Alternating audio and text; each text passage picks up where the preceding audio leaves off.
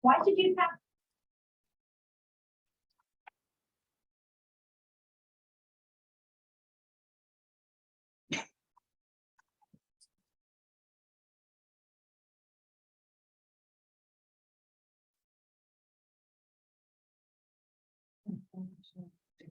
All good.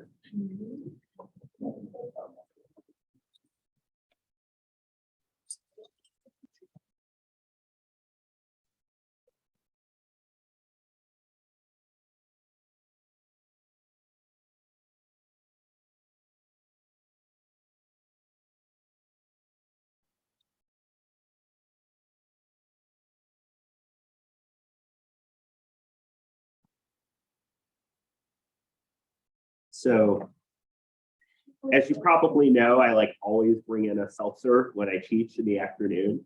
And it's because around 2 o'clock is the afternoon slump for me. So I always squirt in a little caffeine solution in there. So if the energy is going up in the immediate half hour following, that's just why. Just so you know. All right, so welcome back. I hope the week is going well for you so far.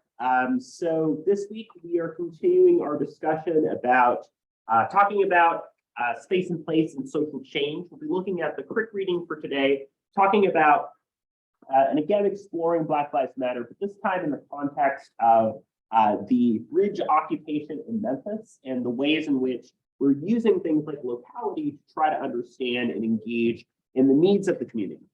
So we'll be getting that discussion going in just a little bit. But before we do that, I like to do a bit of an assessment in classes now that we're about 4 weeks in. We've gone through a lot of class meetings so far. I like to get a sense of how things are going for you at this point in the term, right? As you know, have done in the past, at the end of the term, you complete evaluations that ask you to share how things have been going.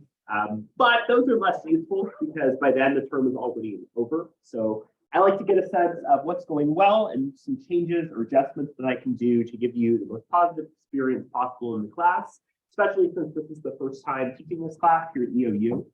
So I, right before class, sent you an invite to complete a form. So for those of you that have a device with you, that form is also available here on the front page of Canvas. So it's the course feedback form right here. And it just asks you to fill out a few different fields to indicate how you're feeling about the course, the pace of the course, and so on, along with some opportunities to enter in some answers for yourself. If you don't have a device with you or you would prefer to handwrite it, I also have the answer or the questions here. So I'll give you some time either to work through this on a device or to do it by hand. If you're doing it by hand, you do not need your name on it. I'll keep that anonymous for you. So, take some time to think through this, share some of your thoughts on how things are going so far. And then after today's class, I'll have the chance to look through that and let you know the ways that I'm integrating that feedback into our future class meetings.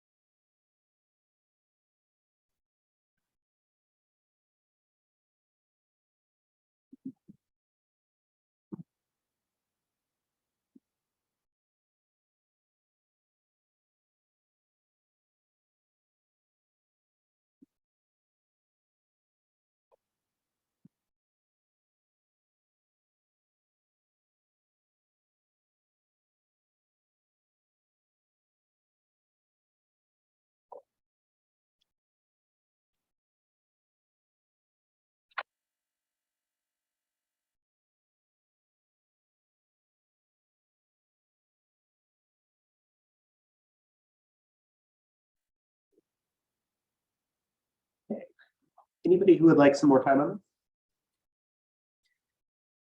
Again, I really appreciate your time. I will take some time after today to look through your feedback. Again, we're a smaller group, so I appreciate getting a sense of how things are going for you. And remind me, I know we have several here. Raise your hand if you're a comm major. Yeah, so a lot of you. I apologize for non-majors, but this might be relevant if you're still thinking about a major. So you might be hearing from your advisor soon. So we have been in the process of essentially heavily updating our major to try to make the major more accessible and able to complete. People who are majors and have gone through the process in the past, there's like a massive wall of courses that you have to take to be a major. And we think that that is a little bit obnoxious and a little bit challenging. So we actually have an update to how we will be doing the major going forward that is designed to work with people that are continuing and already declared. But essentially, it involves different categories and gives people more choice in the courses that they choose to take. And that change just got approved over in curriculum committee. So what that means is that that change is going to be on the books for the fall. So essentially, right, that is only going to help you and hopefully make it easier if you're a major to do the things that you need to do to complete the major and graduate on time. So I encourage you, if you haven't already, to check in with your advisor about all of that and that process. I know I've got a couple of advisees in here that I'll be meeting with. Just wanted to let you know for comm majors that we've made a few revisions that will hopefully make that process a bit more straightforward for you. And I am sure if you get in touch with your advisors, they can help you with navigating that process too. All right. So thank you for doing that. We took some time last class to talk about the social movement analysis essay and space and place and communication. So the social movement analysis essay is due on November 4th. So that's the Friday in week number 6. I also wanted to remind you that we'll be meeting next Monday to talk about coalitions and social movements, but we will not be meeting for next Wednesday's class. So what I'll be doing is for your Canvas prompt next week, I will be giving you the option to select an article to read from one of the CRIC chapters that you find to be interesting and choose to focus a little bit more on that one that will connect to the coursework problem. So we do not have a class meeting next Wednesday. So we went over those elements there of the analysis essay. So I'm not going to go over those things again, just to say to continue to think about it. We'll be doing an activity in just a little bit. It's designed to help you with brainstorming. And this week's Canvas prompt also gives you the opportunity to explore a topic that you're interested in a little bit more detail too. So we spent some time on Monday going over the Wanzer Serrano and Andreessen Senda-Cook pieces, right? If you're thinking about where those pieces overall fit, Wanzer Serrano says that there's intersectional rhetoric, right? There's these overlapping components that help make communication for social change happen. And Andreessen Senda-Cook say that location matters and that usage of space and place can support the making of an effective argument. And then we'll also be looking at the CRIC piece to look at the role of space and place in confrontation. If we think about acts of civil disobedience, we think about people who, we have Black activists who have occupied whites only bars or physical spaces as part of their movement or argument. We think back to Rosa Parks. We think about current steps of activism, Greenpeace protesters who have hung on bungee cords from trees to prevent things from being bulldozed. We think about the ways in which the use of space and place is not just about invoking physicality for argument or trying to use a location to make an argument, such as the occupation of Alcatraz, but also the ways in which there is specific confrontation that comes in the ways that we use physicality. If we are physically blocking a major bridge or road, there are a lot of major impacts that has. One thing that comes up is this idea of the urgency and significance of a space to a population. So Lloyd Bitzer brings forward this idea of the rhetorical situation, which you might be familiar with as exigence, an imperfection marked by urgency, audience, the people that you're trying to address, right, and the constraints or the things that are impacting how you're addressing that population. And if you think about it, blocking a crucial bridge or space is bringing about exigence. It's making a topic suddenly get attention or get relevance to a group of people who would otherwise pay no attention to that issue. Another example to think about that is not necessarily intentional in the same way is thinking about the air quality, right? Even out here in Eastern Oregon, the air quality is not great. The AQI over in Portland, right, is like in the 150s. It's really bad. And in this way, air quality is this exigence. It's significant. It's important. Suddenly, we're very concerned with air quality and addressing wildfires in the ways that we're seeing that happen to us. One of the concerns that a lot of advocates for social change say is that they feel like people outside of the population affected don't care or aren't paying attention. So space and place and invoking space and place, perhaps including in a confrontational way, is a tactic that groups will use as a method of drawing attention for or creating urgency and at times inconvenience for a group of people on the basis of trying to make that topic or issue important to them. So thank you again for that forum. We'll be looking at intersectional rhetoric as well as elements of place and space as we look at Black Lives Matter in Memphis and some of the strategies that are at play there. So what I'd like us to do before we dive into that is to give you an opportunity to do a bit of brainstorming and thinking as you gear up for the social movement analysis essay in November to explore some of the topics that you're interested in. So again, these could be the same as the topics that you chose for your annotated bibliography, or if you went there and decided, I want to do something different, or I have a new idea, right? You can choose something else. But what are you interested in? What are the movements or topics that you want to explore? And then I want you to start thinking about some of the major ways that this movement or group communicates. What do they do? And then lastly, I want you to take some time to maybe review your notes or some of the readings that we've gone through earlier in the course and think about what some of the major theories or ideas from the class are that you feel like might be helping you in analyzing this movement. So for instance, maybe you're really interested in intersectional rhetoric, place and space. Maybe you're really interested in social media strategies. Maybe you're really interested in narrative storytelling. Be thinking about some of the elements that particularly stand out to you as something that you want to explore further.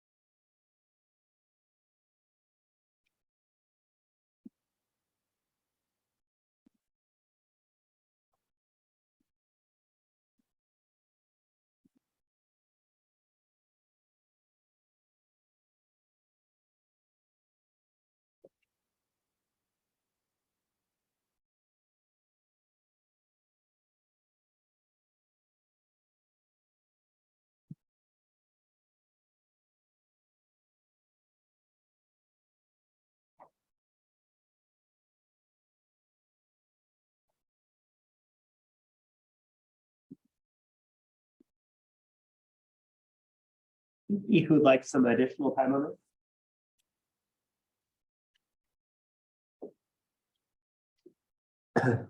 I'd like to go around and have us chat about this together to see, what you're interested in, what you're seeing as this movement communicating, and some of the ideas that you're hoping to bring in for your analysis. So let's start on this side.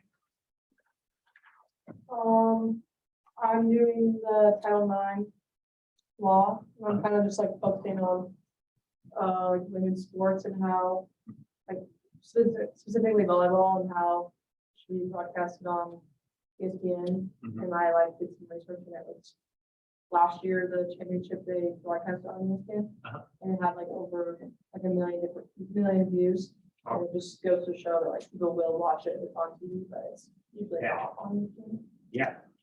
And then I just it communicates that like women also have like stuff to show and that they're able to reach in. Sure. Yeah, I'd be really curious to kind of look at, what are the strategies that kind of have led to this broadcast happening? Maybe for instance, they have gone on the press or, use something like a social media campaign or something like that, right? Really looking at the strategies that clearly worked in that situation, I think will help us to look at that a lot more. But this is sounds like a really good topic and a really great way that you can hone that down and really show sort of what led to a successful movement. Right. I'm doing the Me Too movement, and one of the major ways that this movement communicates is social media, because it like originally started in 2006, but then a tweet that was made by an actress in 2017 like went viral, and that kind of caused it to get more attention. So I'm going to kind of focus on how like social media has played a part in that. And I think one of the things from the class is when we talked about storytelling Yeah, and that stuff, and I think that will bring more about people sharing their experience. Yeah, absolutely. That's a really important connection, in thinking about the context of survivors coming forward and describing their experiences.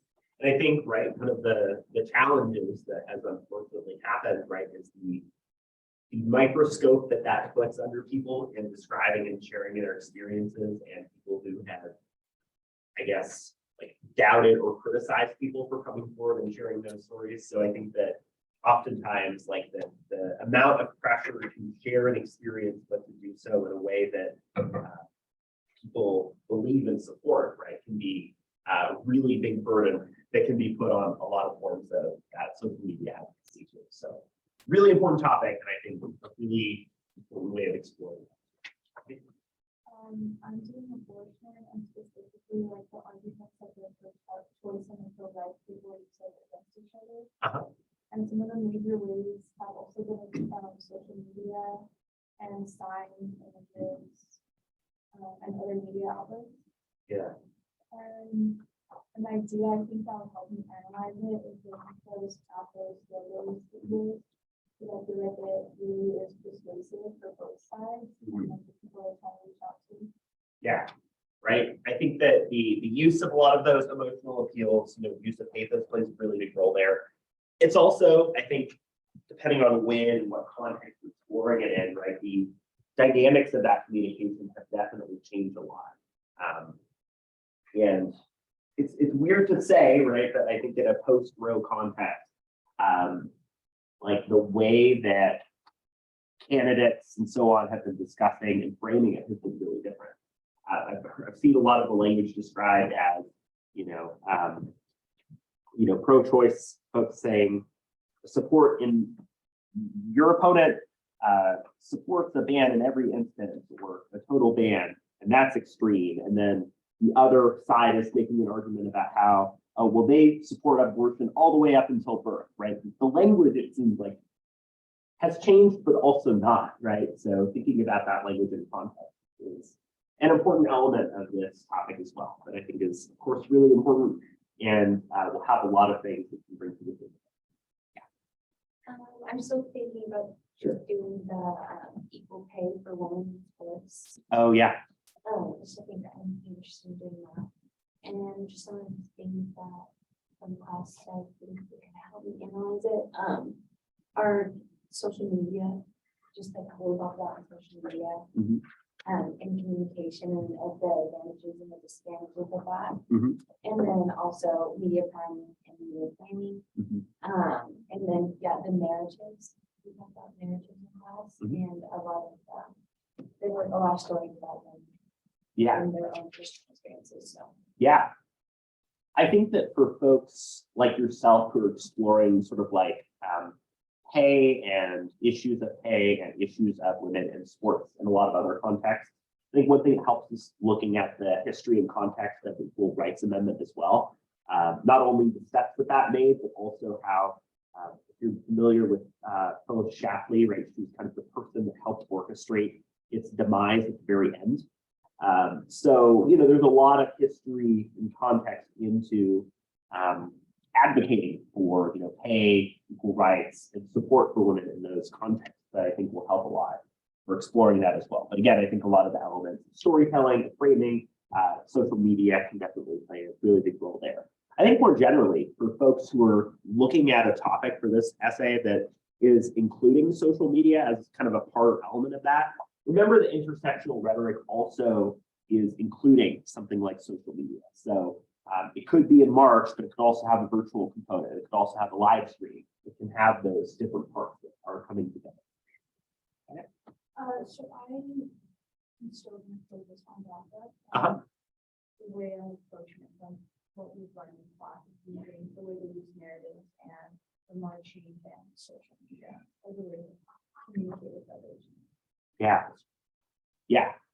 I mean, I think that that's a very important and very powerful way of framing and talking about that. I mean, when we think about DACA, we think about like dreamers, right? A lot of the language and approach is very much about humanizing and really sharing the lived experiences of, you know, that immigrants and undocumented folks experience. So, you know, I think that the idea that narratives are a struggle for meaning and a struggle of how to interpret an experience or a population, I think is at the heart of a lot of the movements that you all are interested in exploring too. Right? I'm going to keep focusing on LGBTQ rights and specifically marriage equality. And I'm going to kind of try to look at like social media and how that affected the movement, as well as looking at how like other media also helped or hurt the movement. Yeah. Yeah. I mean, I think especially thinking sort of pre-Oberfell versus Hodges and then after, right? I think that it's not that the movement is gone, but that it's been addressing or pointing to very specific policies and issues in different ways. And that there are times it's been challenging with sort of creating a sense of unity or goals when I think a lot of it has become a lot more local. So, you know, definitely a lot to draw from there, exploring sort of the elements of that. I'm going to focus on climate change, specifically air and water pollution. I'm pretty sure all of us have been seeing a commercial about it, a post about it. So, but I'm going to focus on like how to use ethos. I think it's a big part. So it's really like showing pictures. Like, Yeah. How do you feel about this? This is the most important. Right. Yeah, so, you know, making appeals to credibility is definitely a big part of that. I mean, also, a lot of the things we've been going over this week about, like, the way that environmental movements are using things like space and place, right? Like that video on Monday of, like, the trash aisles, of having a very visual indicator of things like waste and pollution. So much of the argument is really centered on that. Or we've probably all seen an advertisement that's of a polar bear that's on this tiny little chunk of ice, right? And it's swimming around because they can't find ice or land to go on. So I think a lot of these environmental and climate change oriented movements are really trying to invoke those appeals to, you know, like you're saying, ethos, credibility, location, physicality, and saying, look at this, can you see this, right? I think a lot of the challenge as well in articulating that to a broader audience is thinking about issues like displacement and climate refugees, right, in a lot of locations, and populations such as along coastlines who are disproportionately affected. Oftentimes that impact isn't seen or understood by other populations in the same way. So trying to break out and find a way to make that understood outside of those frames is important. Angela? So I am focusing on climate change in my social movement, but specifically on how the youth is heavily involved in this movement, such as school strike for climate change. Yeah. And then some of the major ways that this movement communicates is through social media, strikes and protests and speeches. And some of the ideas that from class that I'm going to talk about is like social media's role in this movement, as well as how intersectional rhetoric is seen throughout this movement. Yeah, absolutely. A lot of the movements that we're looking at as well have that generational piece of the strategies, the usage of media, and so on, really being distinct. And, at times creating elements of division, but also creating the sense of continuing past the torch, doing something like a school strike or event that is, of course, very different, but might be building off of that legacy and experience. So a lot that kind of connecting to those elements of coalition building and support there. Nigma. Okay, so when I was looking at through social movements online, there's two that I found interesting. One of it was the gun control and gun rights.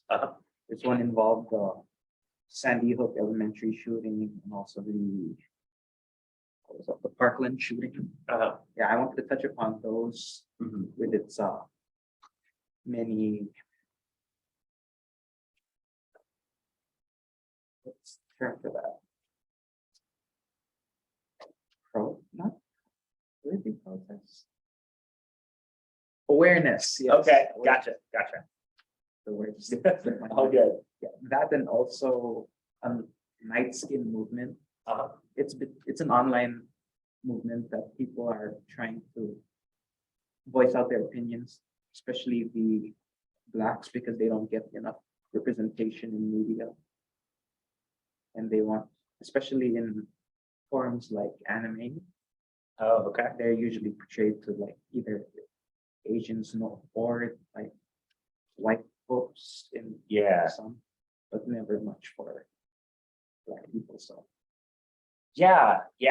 So it seems like you're saying that there's kind of the two topics, the one that would be about gun control. I can't decide which. Yeah, I mean, I think they both can bring a lot to the table, right? I think that there's obviously a lot of, and I think in a kind of a similar manner to thinking about environmental and abortion-related policies, right? Very contentious, very in the spotlight, very much using a lot of those emotional appeals. You think about Parkland, Sandy Hook, right? You have a lot of children and youth-related movements that are a big part of that. So you might be interested in understanding more about youth-related or run movements as a big part of that component.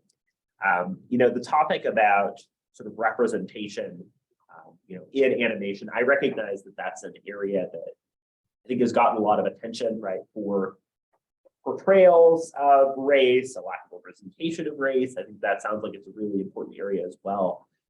The challenge of that would, of course, just be making sure that there is a population or group it sounds like you're able to identify that is pushing for those types of changes as well.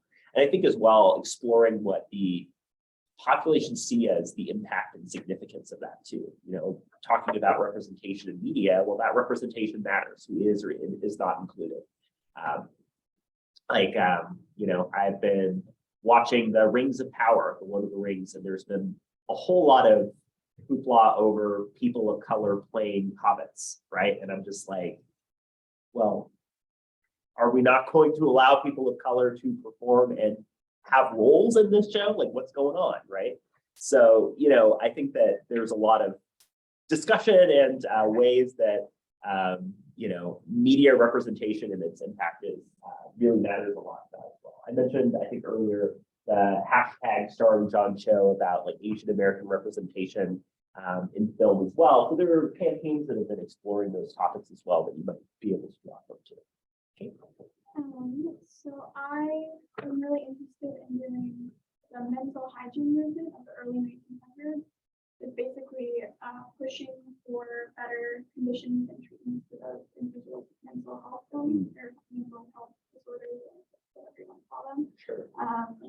And one of the major ways that this movement started and communicated was through an autobiography written by Clifford Geertz, which could also be a theory that we, or not theory, but something that we went over with the narrative and social change. Yeah. And then with that, I can also like use it in context. That's great. Yeah, absolutely. I mean, I think back to kind of the legacy of hysteria as a catch-all for such a multitude of experiences and mental health and so on of women, and the way that institutionalization has played a really big role there, and just kind of very blanket, oh, you have hysteria, go into this place, right? And you know, I think the very gendered experiences of health, support for mental health, and the power of things, again, like autobiography and narrative, and showing the steps that can be taken to move against those impacts and stereotypes, I think sound great. I would like to this movement. This movement was first started with the environmental structures that moving on reservation. Native American women in general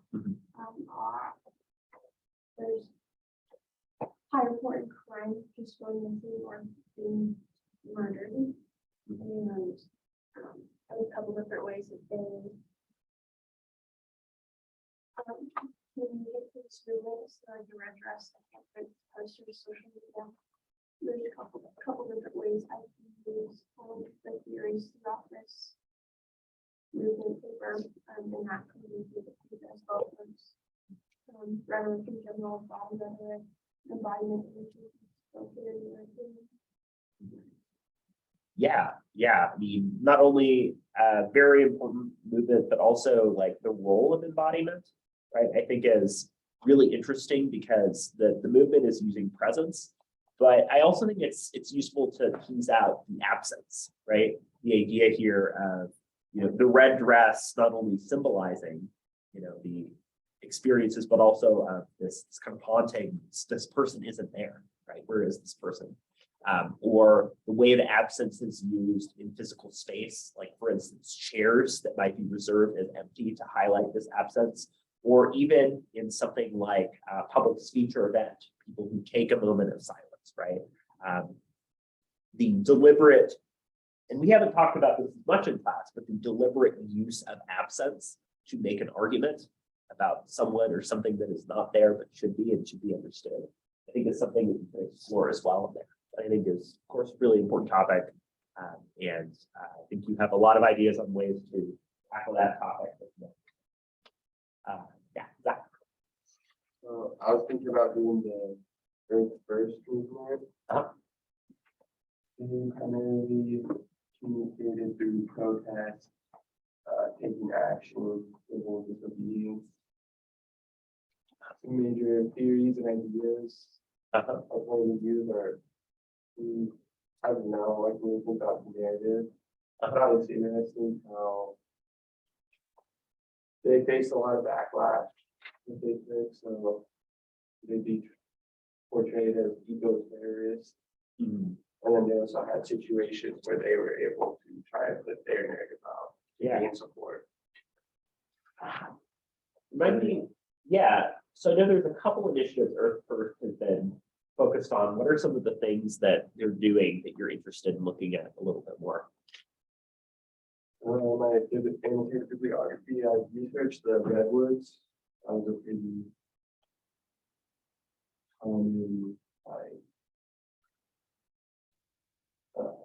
they tried to take action for the redwoods. Yeah. So and I've mentioned some of Kevin DeLuca's work as being a big. He has a whole book about the kind of environmental rhetoric and strategies. Dr. Corey Brewster also in our here at EOU, there's a lot of environmental rhetoric focus as well. So I think there's a lot to to draw from there, and of course, is really connected movement in terms of its strategy and tactics. And Kiana? I'm still doing that. Uh-huh. So I'm kind of looking at more like court cases and Uh-huh. how individuals are keeping Title IX like accountable Mhm. and the progressiveness of Title IX.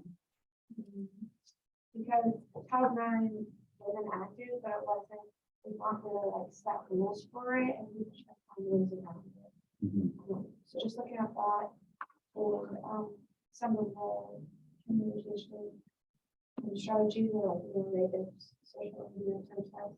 One was also looking at like more just like kind of look, I'm looking more at the law and cases. Yeah. Some of the theories I would like to look at. Well, I want to look at more of the rhetoric style as well. Yeah. Yeah. I mean, I think that the kind of specificity and focus that you have on those legal components of that, the breadth of Title IX, I mean, I think back to the language of Title IX is prohibited discrimination on the basis of sex, but also the challenges of interpreting that to account for things like gender identity and expression as well, sexuality, and the differences in how implementation has happened across campuses and locations in that as well. It's kind of, like we talked about on the first day of class, right? It's like Sisyphus and the boulder. You roll the boulder, but sometimes it just feels like the boulder keeps coming down. You keep trying to roll it in. A lot of these protections and support, it oftentimes feels as though these are back in play or these are at risk again after a period of time where it feels like we hope that was resolved. So I know we took some time to kind of go over this and give some feedback on this, but I think it's really useful for us to learn about what we're doing, because I think we're doing some really exciting stuff, and also to chat a little bit about how to pursue some of these ideas further. So I'm really excited about the topics and issues that you're interested in and want to do for this assignment. I think it's great for us to hear from each other about what we're working on. And I also appreciate the work you've done on annotated bibliographies. My goal is to get some feedback for you and some pointers to help you moving forward by the end of the day on Friday. So just look forward to that as you're continuing to work for and prepare for that next assignment coming up in a few weeks. So I want to shift gears and talk a little bit here about the CRIC chapter for this week that is looking at confrontational and intersectional rhetoric. It's about BLM and the shutdown of the I-40 bridge. And more specifically, I think that what this adds to our discussion so far in the term are some of the ways that space and place are used more in terms of protest tactics specifically, right? So as you're following along, you might pay attention to some of the elements of protest, of using place and space in a very deliberate way to try to make the elements of the movement known and heard. So the context or the situation here, so again, Black Lives Matter has had activism for several years now. And as it has, there have been a lot of really key flashpoints and moments that have really garnered attention, right? As we know, Black Lives Matter didn't start with George Floyd. It started in a lot of different situations going all the way back to Trayvon Martin, right? And in this case, there were a couple cases of individuals who were killed that had really motivated this movement in Memphis. So in 2016, right, there were over 1,000 people who took the I-40 bridge that is between Arkansas and Tennessee, right? So major kind of point of connection between those two states. As you could probably imagine, right, the blocking of that bridge had a pretty large impact on both press coverage as well as people who might have been trying to commute and navigate between those two spaces. Wanted to share a short clip that has some footage of this movement and some of the things that happened here.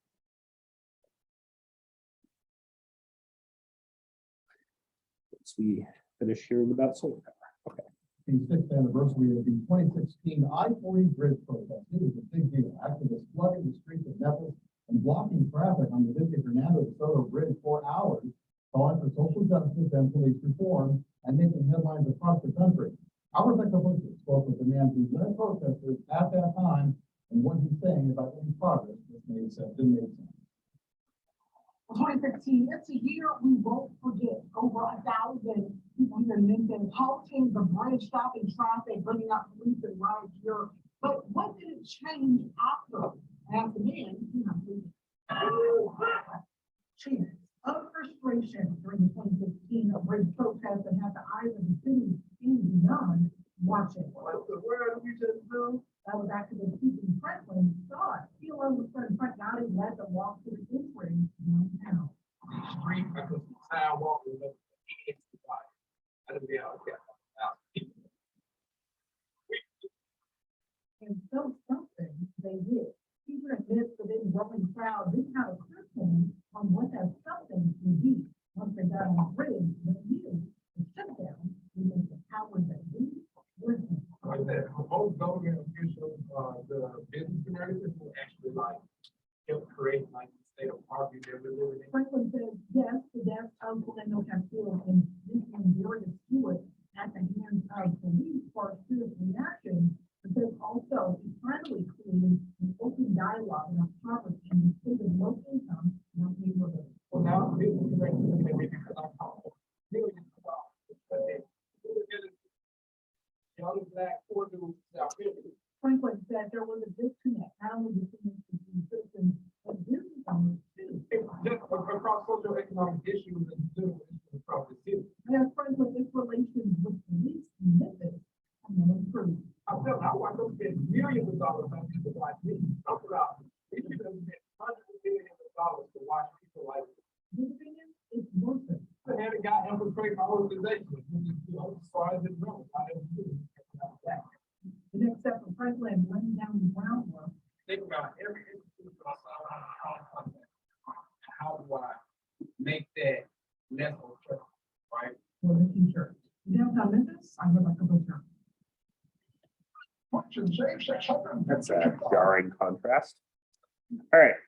So I think this video and the discussion with one of the key activists in this movement is a really helpful context to add to this reading, into this discussion, right?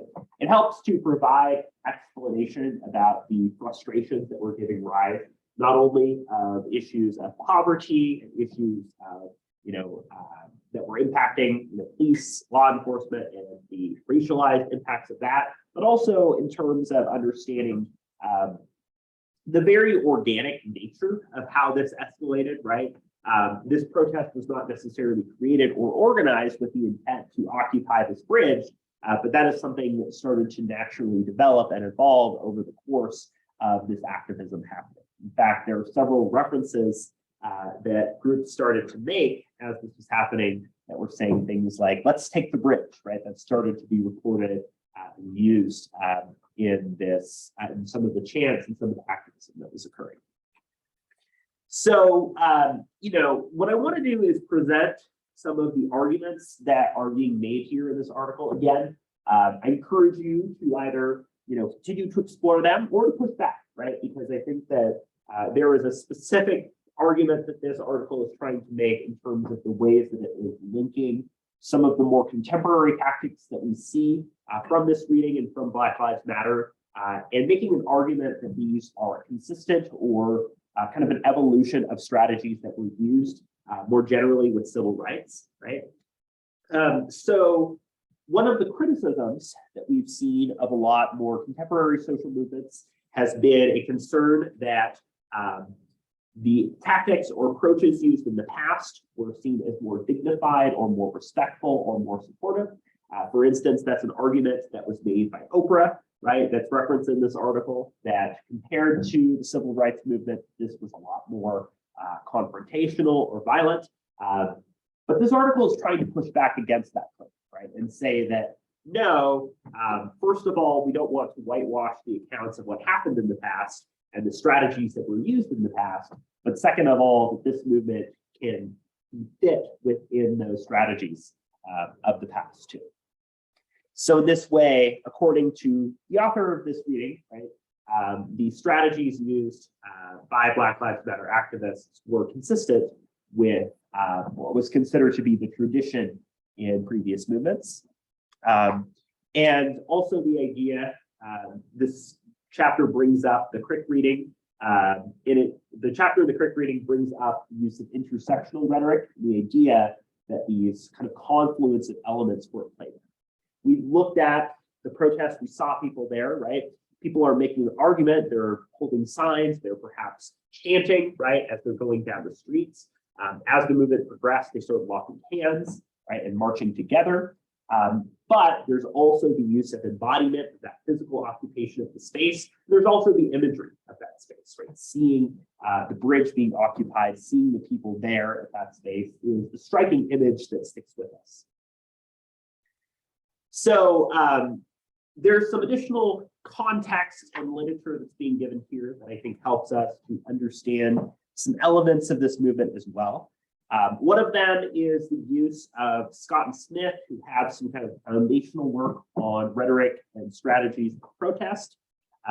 But the key idea that is brought here comes from Cathcart.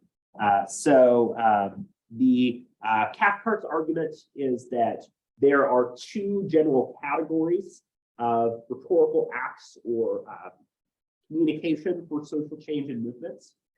The first is what can be considered to be more managerial, right? So a managerial approach suggests that the strategies and communication that are being used are generally upholding, reinforcing, or supporting the system. Some examples of this would be things such as attending or participating in a town hall event, doing something like participating in a public debate, right? Writing to a member of Congress. These steps that generally involve our civic participation within established structures. So managerial, right, is not necessarily bad. It is oftentimes a really useful and effective strategy if engaging within a system is something that a group is able to do. In fact, we'll be reading a piece a couple weeks later that talks about the ways in which activists for more support for HIV/AIDS participated in congressional town hall hearings and were able to use that more managerial form to communicate. But the confrontational approach, right, is referring to a display in the throes of agony, right? So this idea here is that it's not necessarily a violent act on face, right? It can be the use of some type of protest or activism, but is dramatizing the alienation of the confronter. In other words, the idea that there's a concern or issue that is not being fully addressed or understood or responded to in the way that it needs to be. We can think back to the Monday reading, right, the garbage offensive, and the way that we had members of East Harlem who were laying out the piles of garbage to show the city that they weren't being accounted for and that part of town wasn't receiving sanitation. And then again, Wander Serrano is arguing about the importance of intersectional rhetoric for those overlapping elements. So that's kind of helping us to establish a bit of the seed. So we'll explore more of this in just a bit. Let's take a break and come back about 2 o'clock or so to pick up on this a little bit.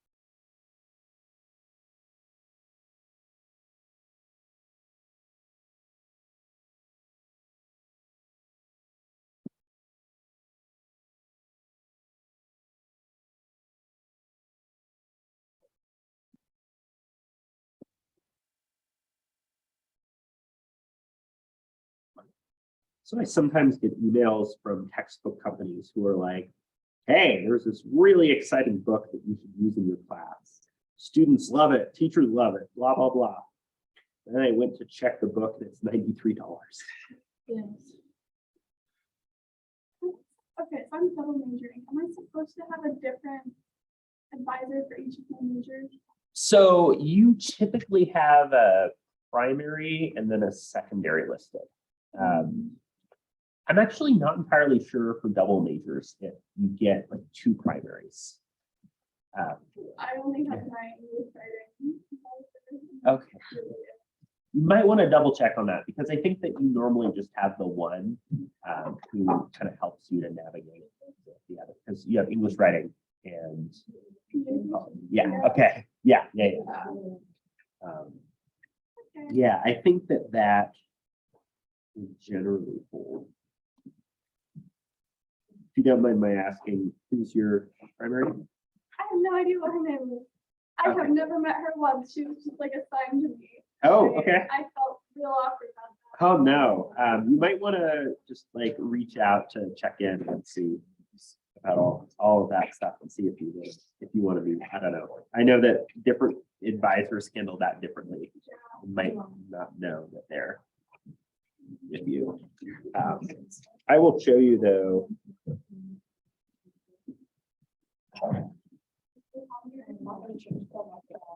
So I guess the way that it works is that you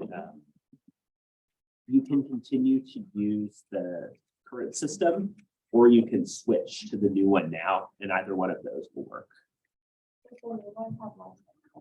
Yeah, I'm gonna pull up the new one for you right now.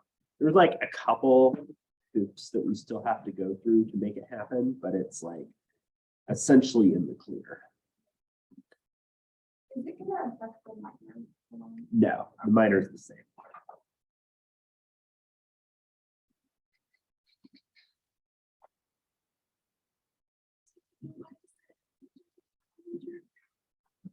It's fine. I was a double major in English and political science, and well, I'm gonna be.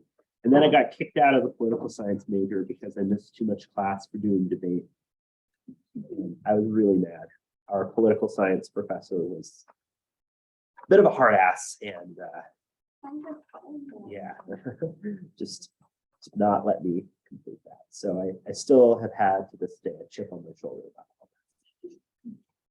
Yeah. Okay. Yeah. So for majors, for interested majors, right? The past format of doing communication has been like you have to take this massive list of classes here on the left, and then you can choose the lists on the right for electives, which we thought was pretty obnoxious. And so we spent a lot of time this last year trying to make things more straightforward and more supportive for people who want to be the major.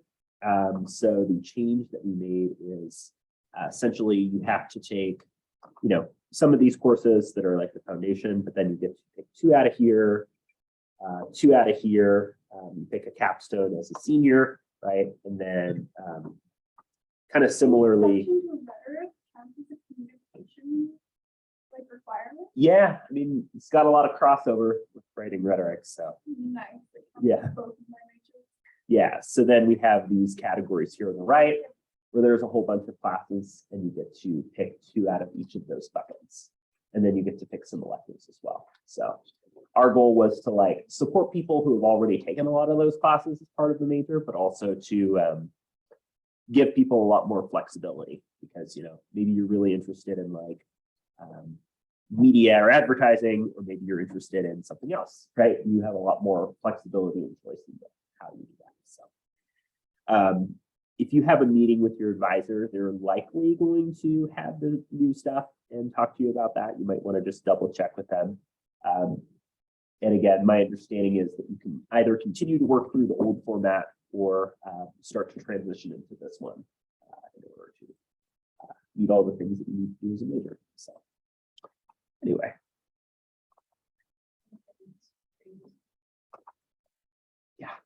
Yeah, it's been a problem for a long time. So we've been really trying to work on it. All right. So let's go ahead and continue chatting here about some of these elements of this week's reading. So the quick reading is making a few arguments here about how, rather than taking on a more managerial approach, right, it's drawing from Cathcart's work that there is a confrontation approach here. So there's a theory that comes, I believe it comes from Philip Blunder, about the notion of a public, right, versus a counter-public. So this draws from Habermas's idea of the public sphere, of there being this just general, almost like a town square where people go and debate the topics of the day, right? A counter-public is a group or population that is specifically existing to counter or go against that larger public, right? So a counter-public might be a member of a smaller community or population who is trying to push back against the dominant approaches or ideas that that public has.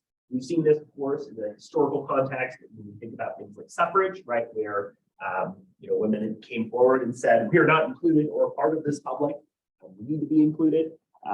And so in this way, right, Black Lives Matter is similarly operating under this counter-public where it is arguing against the dominant ways that an issue is discussed or framed. It's also what we could consider to be counter-hegemonic, right? The idea of hegemony, we think about this in like international relations theory, is the idea of a country or group that's able to exert control or power. Counter-hegemony, counter-hegemonic means a group or population that is pushing back against and counteracting that dominant role. So there's an argument here, of course, of interpreting BLM under that frame. There's also this idea of grounding itself against dehumanization and challenging sort of hypocrisy at the core of democracy, right? So oftentimes a lot of social movements are making very specific arguments about how there are contradictions at the heart of maybe the way that we do democracy or do participation, right? That something is framed as democracy or democratic, but it's not really in how it plays out, right? And obviously we've seen a lot of those things at play, right? 3/5 is not full representation of a human being. Landowning white men is not democracy in terms of representation to vote. So oftentimes a movement will say, yes, democracy and democratic participation is good, but that is not happening under the current system. We have elected leaders or officials who are not listening or not taking in the changes that we need to fully address the issue, right? We might also think about the idea of disparate impact. That's a term in legal studies that refers to the idea that oftentimes a law that appears neutral on face is not neutral in the ways that it impacts populations, right? Really good example of this is the war on drugs and the ways in which the criminalization of drugs has impacted populations of color disproportionately. That's part of why, right, a lot of the discussion about decriminalization of nonviolent offenses, felonies, has gained the traction and focus that it has. And then there's also this argument of Black Lives Matter gaining traction as a brand or as a strategy, right? One thing that we haven't talked about as much in this class is the concern about a movement or group that has received some element of co-optation, right? We've talked about that a little bit when we talked about companies who have started using rainbow symbols, or we have companies that say Black Lives Matter, but you have companies like Nestle who steal water from communities of color. So sometimes, right, there is concern about the usage of a brand, but also the idea that the recognition and attention that a specific hashtag or campaign or argument is making can draw attention to and invoke the meaning that we associate, right, with that brand, with that movement. So I think that there's both good and bad of the attention and significance that a movement can receive when it's reached that level of attention. So we saw a little bit of the visual, right, of attending and participating at the bridge, right? People started marching and participating in Memphis. And as we kind of saw from the video clip that ago, people started running over the bridge, right? They started saying, hey, let's take it to the bridge. Let's use the bridge as a part of our argument. And that's kind of the natural development that the movement had. I believe that the author, right, was one of the people who was present at that protest and was able to write about it in very, very specific terms and capture a lot of things that were like very difficult to explain or contextualize outside of that situation. So one of the things that we've talked about is that there is a very specific lightning in a bottle experience that we can have when we're involved in or part of the movement. So as you're thinking in this class or even beyond, right, you might be thinking about what it means to observe or participate or be involved in an event and what that gives you in a better understanding of that movement and what that movement does. Anderson Sendikuk did that, right, and said, this protest that's happening at this park, it looks more like a festival than a protest in terms of how it's communicating. Protesters, right, were referred to by some as part of a family reunion. So it was kind of interesting because you had a lot of recurring people who knew each other through some of these events and protests, but were able to get back together, right, and see people with whom they had worked together in the past. So sometimes there is a feeling of camaraderie that a lot of organizers and groups have of reuniting with people that they previously worked with. And going to the bridge, right, we see it as a way of addressing frustration in Memphis that regionally the concerns and needs of the population were not necessarily fully being accounted for. So the kind of immediate impact or aftermath, right, that happened here was that, there was frustration, of course, from people who might have been trying to cross the bridge.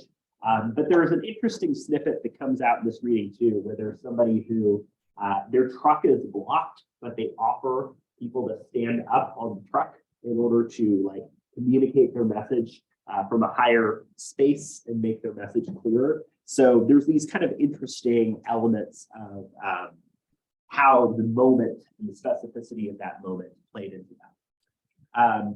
If you're looking for another thing that connects or you're interested in some of these place and space ideas, there's work from, his name is Aaron Hess, H-E-A-S-S, and he brings forward this idea of kairos, K-A-I-R-O-S, or rhetorical timing. His argument is that a part of a movement or protest brings about a specific timing or significance in that moment as it's happening in that moment. So he uses an example where he participated in and studied DanceSafe, which was an initiative that was designed to make parties and social settings safe, particularly in supporting individuals and providing, education and awareness to prevent individuals from being victims of crimes such as assault, right? So he was understanding how this organization used specific timing, like they would have things like glow sticks that they would give out to people as part of their art. So timing matters, and things can happen immediately in those movements that are interesting. There was a standoff with law enforcement. One point that's highlighted in the reading is that there is debate as to whether or not drones were used. A lot of protesters state that there were drones. Might have been using pepper spray that were involved, but it's a little bit unclear as to whether or not there were drones or to what degree those drones were being used. After that standoff, right, protesters were frustrated, but still were involved and kind of split off into other areas like Beale Street. And there's also another interesting snippet that comes out of this reading that again speaks to the challenges of advocating and narrativizing a movement, which was that there were some protesters and activists who were knocking over trash cans, and then you would have other members of the movement who would try to lift the trash bins back up. And that was because a lot of the organizers were fearful that if there was a perception of property damage or violence, that was going to become the news story. And that was what was going to get attention in a way that would drown out or unfocus the message that was trying to be made. So again, there are these elements of internal division or disagreement over the methods that a movement might be taking that I think are useful to explore and understand as well. So there are some elements of policy change that ended up happening. So one of them being that there was a change in leadership, including the police chief in Memphis. So the police chief in Memphis changed to C.J. Davis. who kind of took a different approach for addressing these issues. Memphis' new top cop is now 1 year into the job. Today, CJ Davis went before the city council to confidently proclaim year one a success and lay out an ambitious plan for year two, with many of the changes starting as soon as next month. Chief Davis told the council there's been a 4% reduction in overall crime incidents so far this year, hoping that by December, that number will take up to 5%, citing a number of new units and task forces that she has spearheaded aimed at making the department work more efficiently and targeting where officers are needed most. And while Davis says her department has proven itself to be nimble and adaptable to change, the past year has had its challenges, including having her department issued guns stolen and her home burglarized. As you look back at the first year, any regrets and been a victim of crime yourself twice already? I guess that's it, huh? Yeah, no, I don't have any regrets at all, actually. I have really enjoyed this year. Davis says, in addition to the prevalence of guns, rising property crime, car break-ins, residential burglary, continues to be the Memphis PD's biggest challenge. And so, right, there were a series of changes that came through changes in leadership, and obviously ongoing issues and topics, including perhaps, right, disagreement or discussion about how Memphis's city and leadership is handling the issue, but an attempt, I think, by the city to be responsive to some of those concerns. Essentially, following the bridge protest in Memphis, the protesters finally had the chance to meet with mayor and interim police director, which was something that a lot of the activists were calling for and wanted, but were not able to have prior to that point. There's a point raised here that this was a very kind of contentious and raucous meeting to the point that the city asked that the protesters put their concerns on note cards and hand out the note cards to them so that they could start to implement those changes.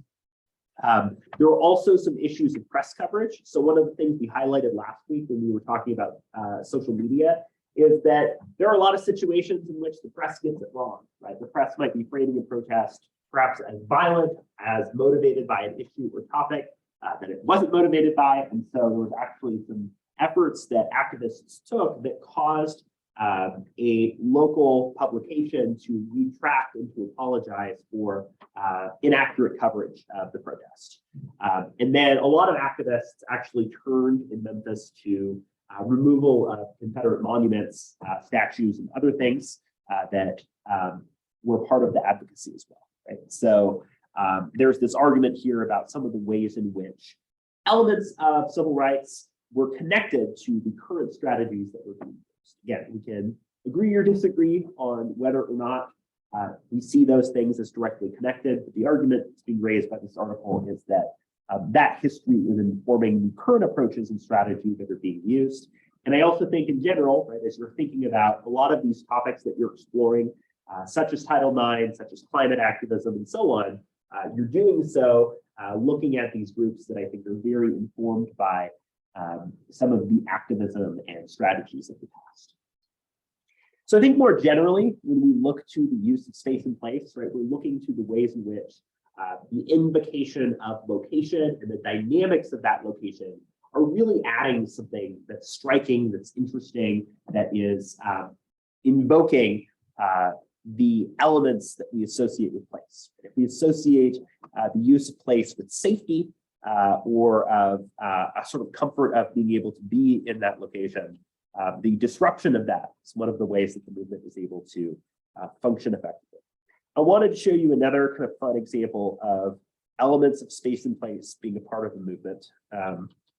So I think a couple of you, I had mentioned to a couple of you this idea of Banksy's work, right? So Banksy is an anonymous street artist who uses graffiti and kind of juxtaposes images to make a kind of political, oftentimes anti-corporate, anti-establishment message. So for instance, there might be a starving child whose hand is being held by Ronald McDonald, right? So the juxtaposition and usage of images is a big strategy there. Several years ago, Banksy also created Dismaland, which was a very visual, kind of argumentative and performative piece that was presenting a dystopian version of Disneyland. I think it's another interesting example of the ways in which the usage of locality and physical location is helping to make an argument. So I thought this was kind of interesting to check out too.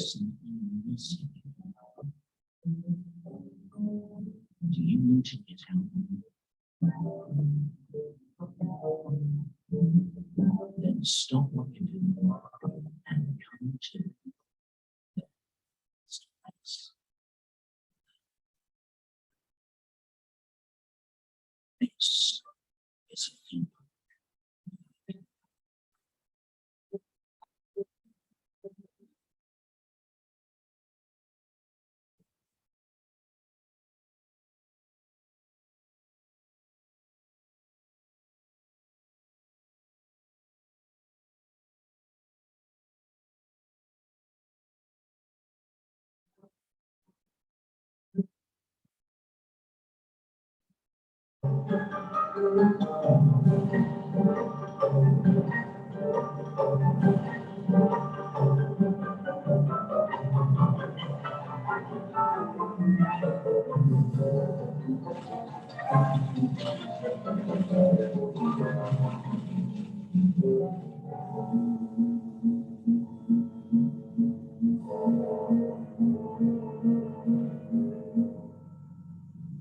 Isoland,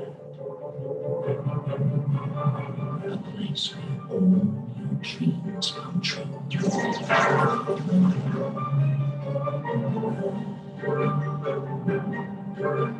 So, what are you waiting for?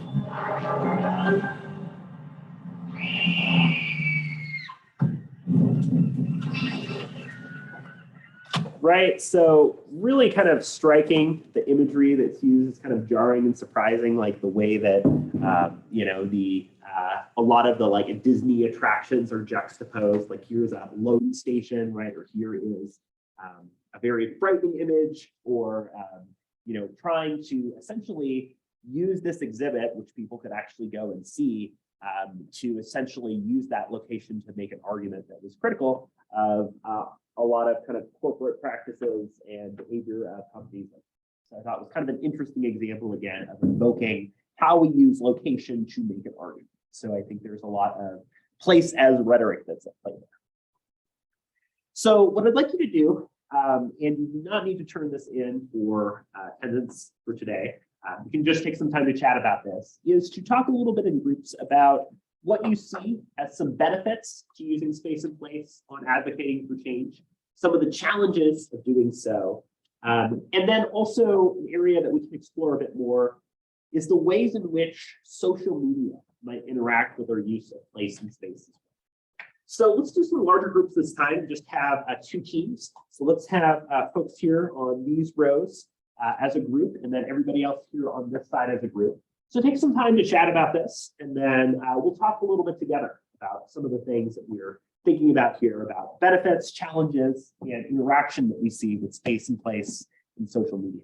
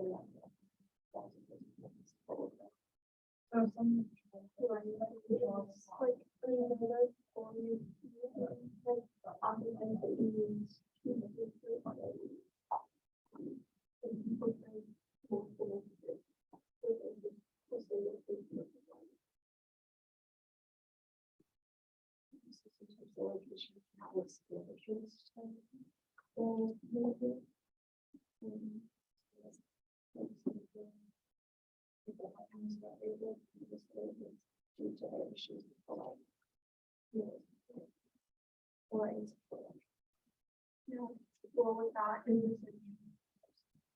Lighthouse, you know, the Bible, government, and so,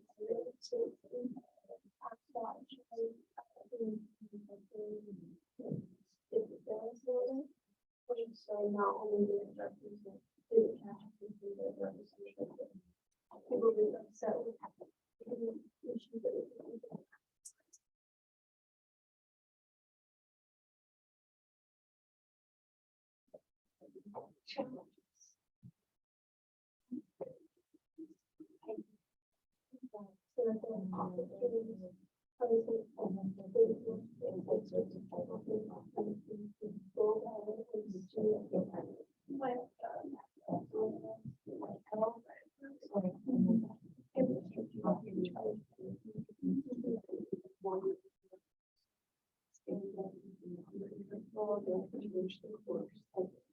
And like also just like everything the extremists. Extremists. Yeah, I think it's like just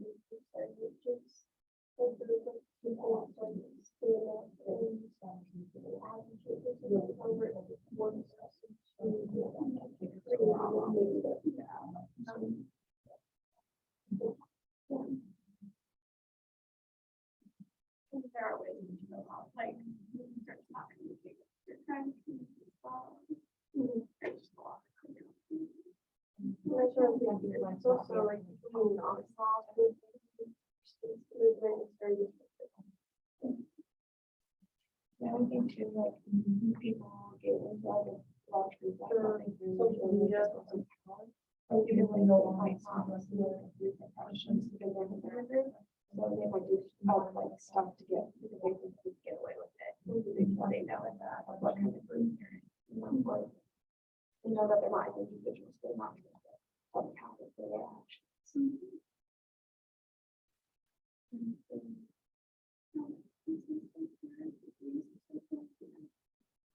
This was this really fun. And this was a good thing to do this at this stage. Yeah, it's just there.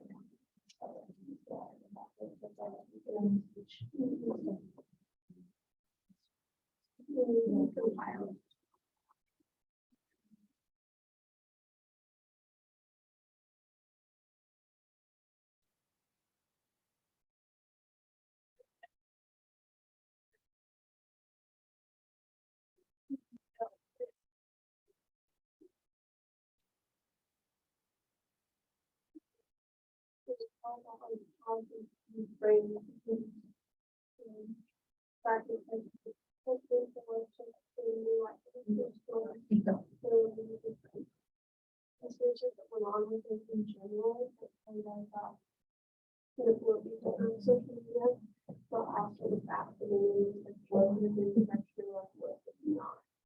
And it was a whole strange part one way or the other. And now it's just really putting it's just perspective. Especially like in social media, more often than not. They're trying to blame it as this way that they won't be it. It's never ending. Yeah.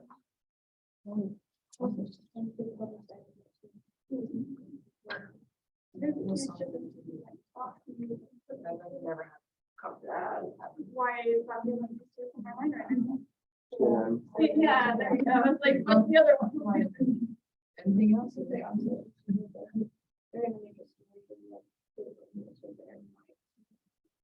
And not only like very good, but what draws people in the book. Yeah, like their audience. Because sadly, news now is not other, it's not necessarily to inform people, but it's to their goals. It's just to confuse people. That's how they do. It's a little like click on a headline, I'm just gonna do this to see if it's actually true. And then like there's not being true or having to do it. So and it was just trying to get you like clickbait. Capitalism doing the things all the media. Runs a lot of things. A major contributor.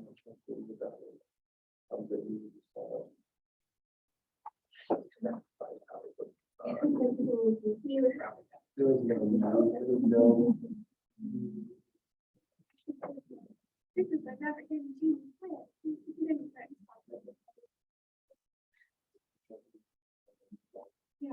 Yeah.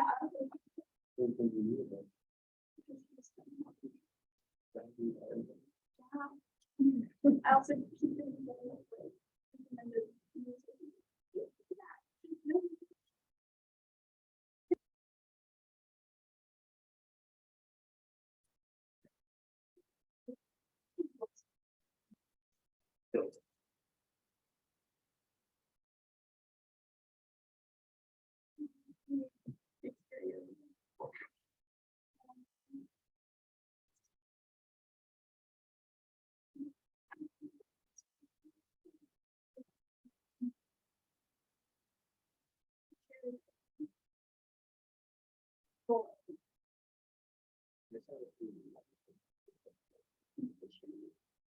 I just want to look. Look at that. You look old.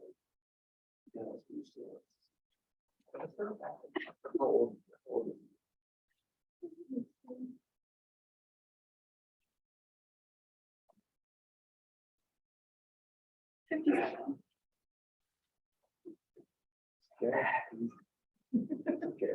Johnny's looks better than him. Johnny's up 59. So a little bit of distraction. Oh, that is 52. Or like he did clue it. I don't know how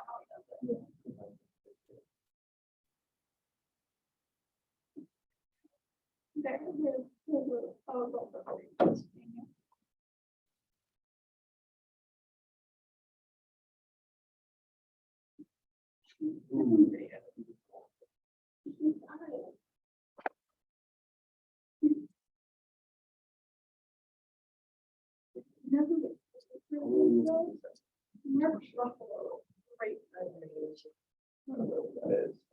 What? Oh, not the original.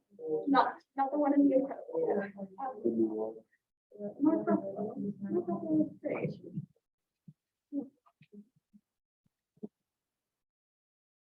Yeah.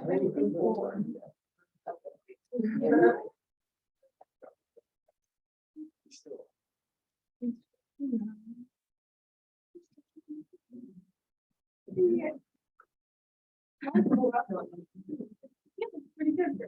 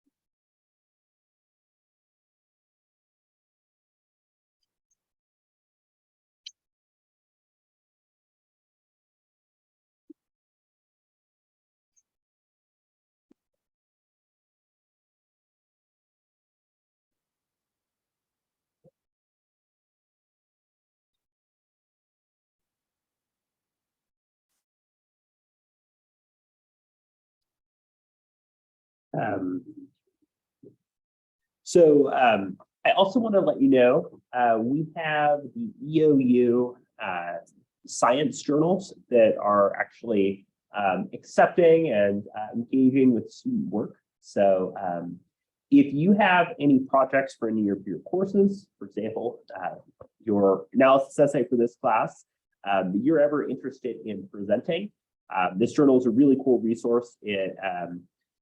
The previous journals are available for you to access online. It's a great builder if you're looking for, enhancing your resume, and it will connect to a lot of areas in social sciences, communication, or your other courses.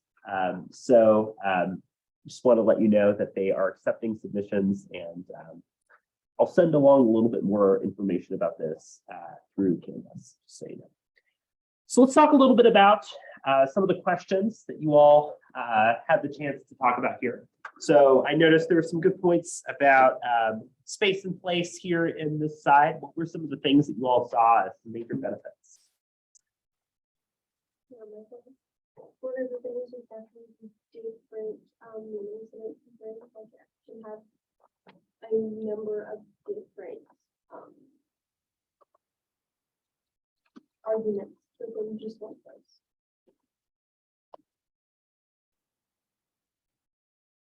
Yeah, absolutely. Right. So invoking place and space, there is a lot of different points that can be made just within a certain location. For example, invoking the history of the location, invoking a lot of the sights, sounds. We think about, right, the bridge, right, there is the immediacy of people who now can't get across, but also maybe the historical significance of Memphis and the impact that it has had on populations of color, right?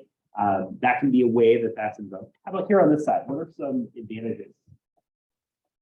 We said that it draws a lot of attention from outside viewers, Yeah. and that certain locations can connect to the movement, which helps get their message across. And also kind of going along with that is having the intention of the space being used so that people come to it. Mm-hmm.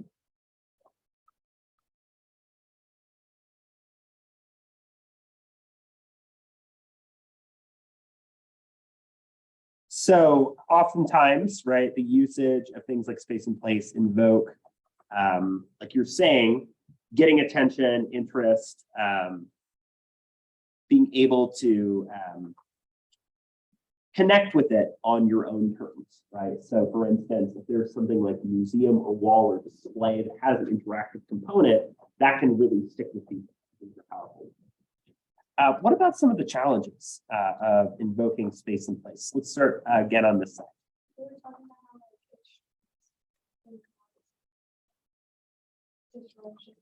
like distractions from the original movement. Mm-hmm. And we also talked about how people don't feel like they like have to hold themselves accountable as much in some situations because since they are in a group, they're less likely to get caught breaking the law. Yeah. You know, acting or having civil disobedience. Right. So the ability to oftentimes remain anonymous or, be involved in a group can definitely play a role there. It's interesting because there's been increasing effort to try to use things like facial recognition to identify people involved, right? So that was something that was used in the context of January 6th, right? People were identified through some of that facial recognition software. So, there's elements of that play too. Then how about here on this side? We kind of said that it's not inclusive of everyone. Mhm. There. And kind of there needs to be easy access to information about the event. And kind of, again, that it can be hard for some people to understand Yeah. what the message, like they're trying to get across is. Right. So, issues of accessibility, right? Not being able to reach the physical space, either due to, bodily accessibility, but also areas that might be expensive, cost prohibitive, right? Those can definitely raise some challenges in thinking about that. What about the role of social media? So social media can interact with these parts. Let's hear again on this side. What were some things you noticed about social media in this relationship?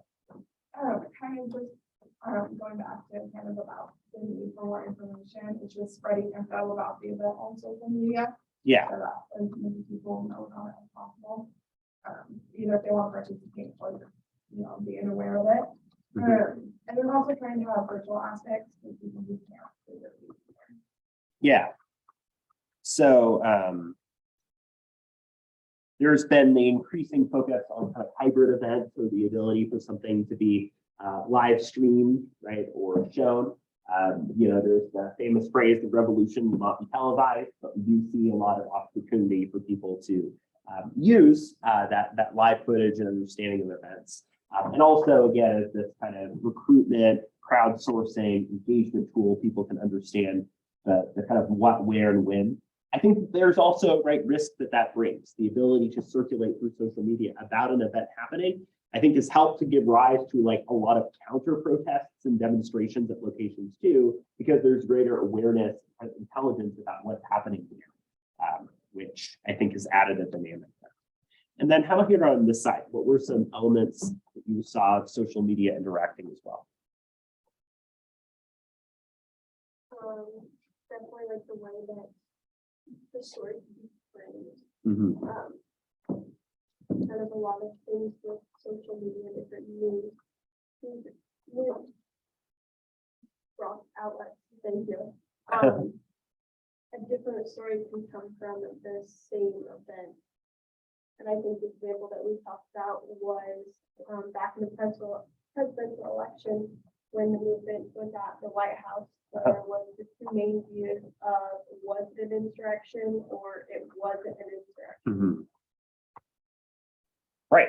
So the usage of framing, and of agenda setting, how is the story talked about, and what is or is not the discrepancy between what happened on the ground versus how a story is reported or talked about, I think are really important elements for us to consider too. That social media is bringing about a filter, especially for people who were not necessarily there and might exclusively be hearing about a story through those outlets too, So I think as you're considering, advocating on issues that you're interested in, or, better communicating for a population on those issues, thinking about how the usage of physicality brings about those strengths and limitations.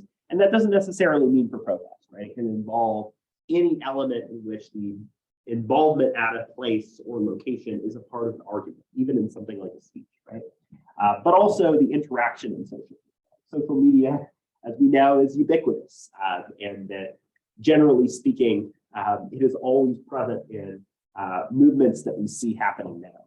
So I think understanding its relationship there and understanding that there's almost always this intersecting element there, I think is useful for us as we're continuing to think about this. So we talked a lot about space and place this week, about how we invoke and use the physical occupation and involvement in locations as part of an advocacy for change, as well as the constraints and challenges that those things can bring, That it brings about this sense of urgency and it draws attention and focus and at times spectacle, but it can have issues in framing, in organization, and membership that can definitely impact the effectiveness and overall message. So definitely useful things to incorporate into the strategies that you might see in the movements you're interested in, The confrontational, very in your face style, somebody like Greta Thunberg, the strategies of environmental movements, but also how they're at place with arguments that are being. So we will be meeting in class next Monday, but we will not be meeting next Wednesday. So next Monday, we'll be talking about coalitions and how collaboration between different groups and populations can be used as a strategy for social change communication. So look forward to that. Again, have a great rest of your week. Have a good weekend. I'll have your grades and feedback up by the end of the day on Friday for your annotated bibliography. If you haven't already, please tap forward or email me your attendance, as well as that anonymous feedback. I appreciate your time, and I will see you next week.